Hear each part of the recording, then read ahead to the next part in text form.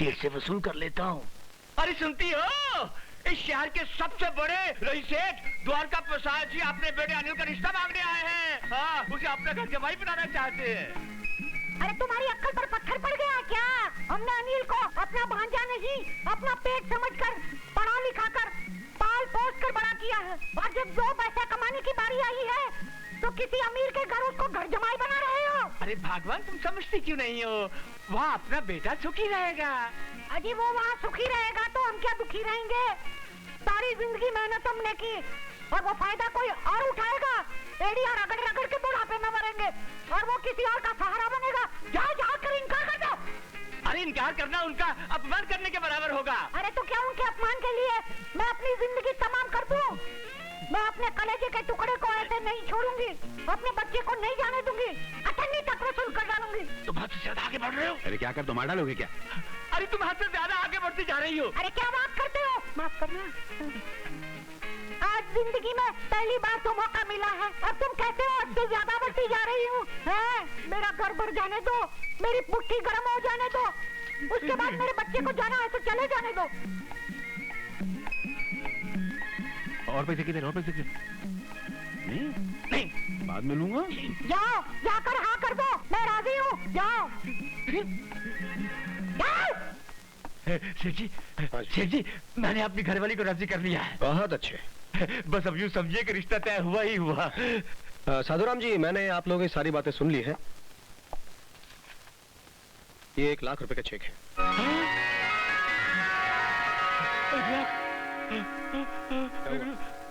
क्या हुआ? क्या हुआ साधुराम जी, क्या हुआ? जी कुछ नहीं, बस बेटा दिल और घर से जुदा हो रहा है ना, उसी गम में बस चक्कर आ गया। अरे जी, अनिल बेटा भी आ गया। नमस्ते। अरे नमस्ते से काम नहीं चलेगा बेटा। सेठ जी के पांव छूकर इनका आशीर्वाद लो। ये अपनी बेटी का रिश्ता तुम्हारे लिए लेकर आए हैं और हमने उसे मंजूर कर लिया है। चलो पांव छुओ। नहीं बेटे, जीते रहो। साधुराम जी, मैं चलता हूँ। नमस्ते। हाँ बेटा, सेठ जी को बाहर छोड़ कर आओ। बेटा बैठो तुम, मैं चला जाऊंगा। ये सेठ द्वारका प्रसाद जी यहाँ क्यों आए थे? मैं बताता हूँ ना, वो अपनी बेटी मोना के लिए दामाद खरीदने आए थे। क्या? और इनको खरीद के चले गए। हाँ, ससुर जी ने 1 लाख रुपए में तुम्हें भेज दिया है। तुम उनके घर में घर जमाई बन के रहोगे मेरी तरह। मुबारक हो। घर जमाई? जय हो लक्ष्मी देवी, जय हो। मैं टेक बाबू से बोल रहा हूँ, घर के अंदर ही घुस दूंगा।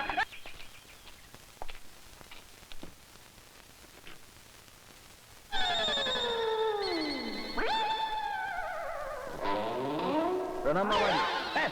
क्या चोरी करा? चोरी नहीं, मैं तो आपको प्रणाम कर रहा हूँ। ठीक है, लेकिन आप क्या कर रहे थे? अरे पिछले 1 घंटे से 10 पैसे ढूंढ रहा हूँ। अरे नहीं कहीं गिर गए। बेटा तुम आ गया।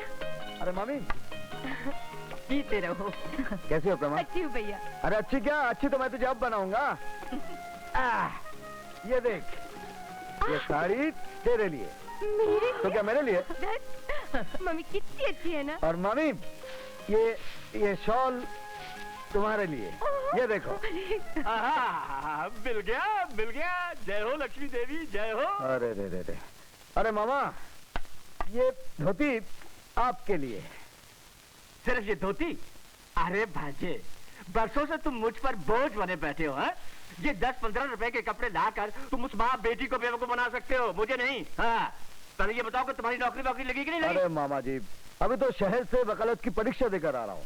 जब तक पास नहीं हो जाऊंगा, नौकरी कौन देगा? तो तू पास कब तक होगा? कल शाम तक हो जाएगा? कल शाम तक?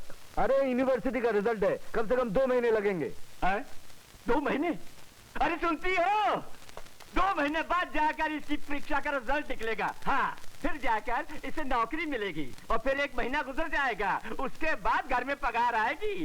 इसका मतलब है 3 जमा 3 यानी कि 90 दिन में, यानी कि 3 महीने में 810 रोटियां खाएगा। उसके बाद सब्जी और भाजी अलग, 2 वक्त की चाय अलग। अरे मैं तो बर्बाद हो जाऊंगा ना। कैसी बातें करते हो जी? आपने कभी अनिल के लिए कुछ किया है? आपको तो इस बात की भी परवाह नहीं कि परिवार के लिए भी आपका कुछ कर्तव्य है। पत्नी गई जहन्नुम में, लेकिन बेटी के लिए कम से कम एक बाप का कुछ फर्ज होता है। फर्ज वर्ज मुझे मत याद दिलाओ। हाँ, बेटी का ब्याह करवा दिया यानी कि फर्ज पूरा हो गया और किस्सा खत्म बस। मगर क्या फायदा ऐसे ब्याह का जो ब्याह के बाद भी लड़की कुंवारी की कुंवारी घर में पड़ी रहे। यहाँ से उठकर उसकी डोली ससुराल गई नहीं क्योंकि आपने उनकी मांगे पूरी नहीं की। अरे क्यों करूं उनकी मांगे पूरी? हाँ, 1.5-2 रुपए की बात होती तो दिल पर पत्थर रखकर उनकी मांगे पूरी भी कर देता, लेकिन उनके वक्तों ने तो गज भर के लिए साथ में समाधि थी। याद है, पुलिस पढ़कर 1 हफ्ता भर में बेहोश रहा था। हाँ, आप तो हफ्ता भर बेहोश पड़े रहे, लेकिन लड़की जिंदगी भर मैके में पड़ी रहेगी। हाँ, तो पड़ी रहे, इस जन्म में क्या अगले जन्म तक पड़ी रहे, लेकिन मैं दहेज नहीं दूंगा, नहीं दूंगा, नहीं दूंगा। हाँ।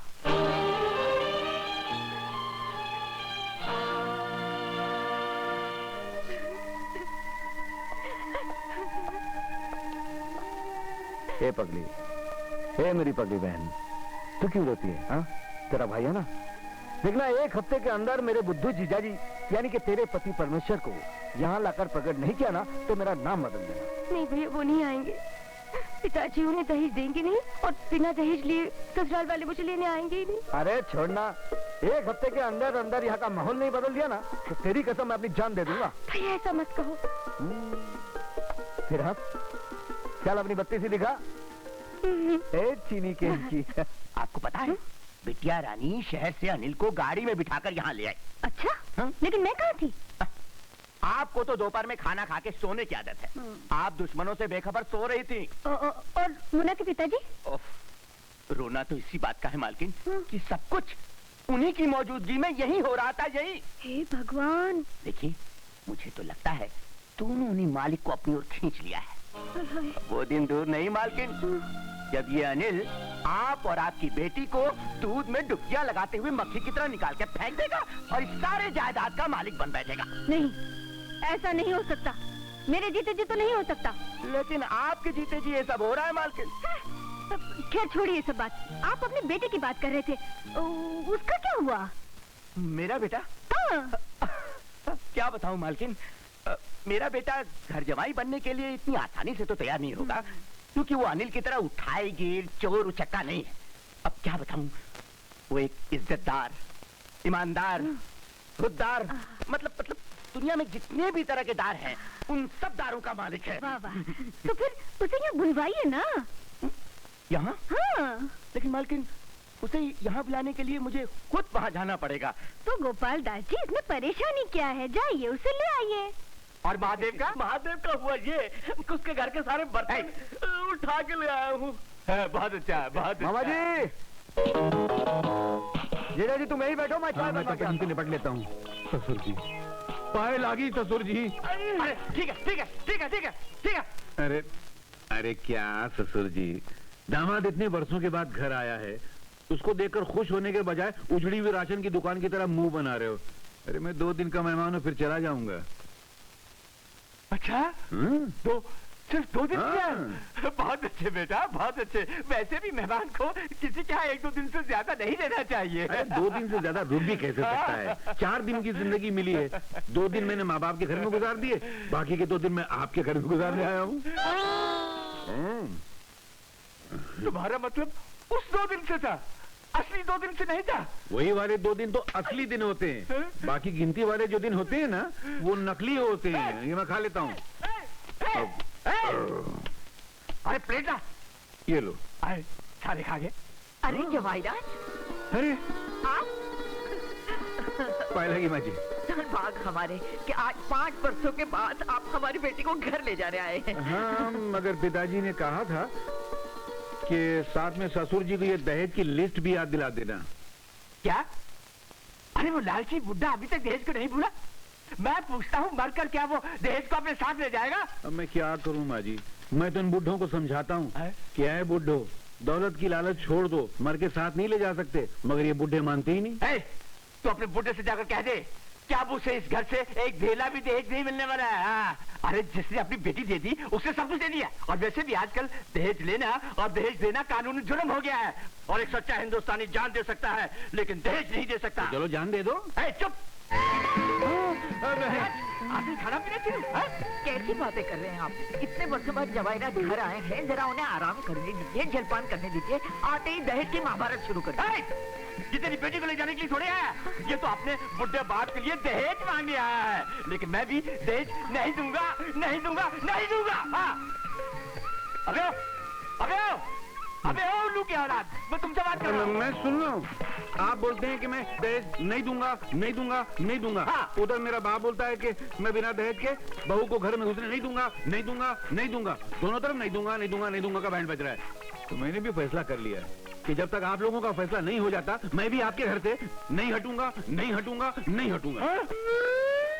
अरे हाँ अनिल, वो अपनी छोटी छोटी गुड़िया, तुम्हारी बहन सुमन, वो कहाँ है?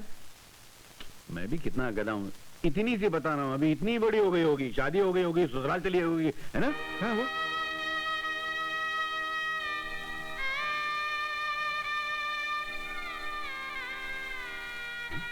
अरे तुम लोग जवाब क्यों नहीं देते? सुमन कहाँ है? जीजा जी, सुमन इस दुनिया में नहीं है। नहीं, ये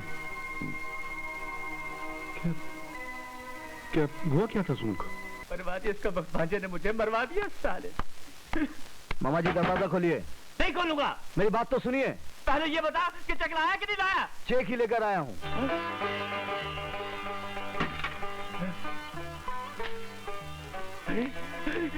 जय हो लक्ष्मी माँ, जय हो, जय हो, जय हो। क्या ये? दहेज की लिस्ट। अच्छा, ₹1,00,000 का चेक देखा तो दहेज की लिस्ट याद आई। अभी देता हूँ। ये क्या? Xerox copy. अच्छा, अभी देता। ये क्या? जेरॉक्स।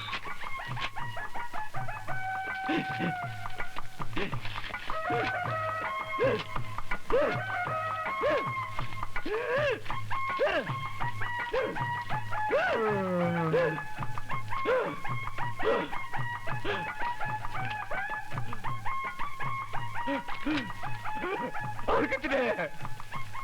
अंदर के कमरे में इतने सारे भरे हुए हैं। उन सब के लिए पैसे कहाँ से आ गए? वो अंदर इतने बड़े बड़े तांबे के पतीले थे ना आपके कमरे में, वो मैंने सब बेच डाले।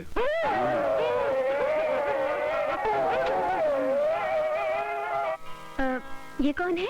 मालकिन, मैंने आपसे अपने बेटे के बारे में जिक्र किया था ना, ये वही है रमेश। अच्छा ठीक है बेटा, जीते रहो। बड़ा खुददार और नेक लड़का है मालकिन। मैंने बड़ी मुश्किल से इसे शादी के लिए, मेरा मतलब है आपकी सेवा में रहने के लिए राजी किया है। अब देखिए माँ जी, अगर आप मुझसे दिन रात सेवा करवाएंगी तभी मैं यहाँ पर रहने के लिए तैयार हूँ, वरना घर जमाई बनकर मुफ्त की रोटियाँ तोड़ने का पपलू, अब मेरा मतलब है खाने का पपलू, मेरे स्वभाव में नहीं है। It's not my habit. I am a very Gopal Das ji, मुझे बहुत दुख के साथ कहना पड़ रहा है कि आपके हीरे जैसा लड़का मेरी मोना की किस्मत में नहीं है। लेकिन क्यों, क्या बात हो गई? क्या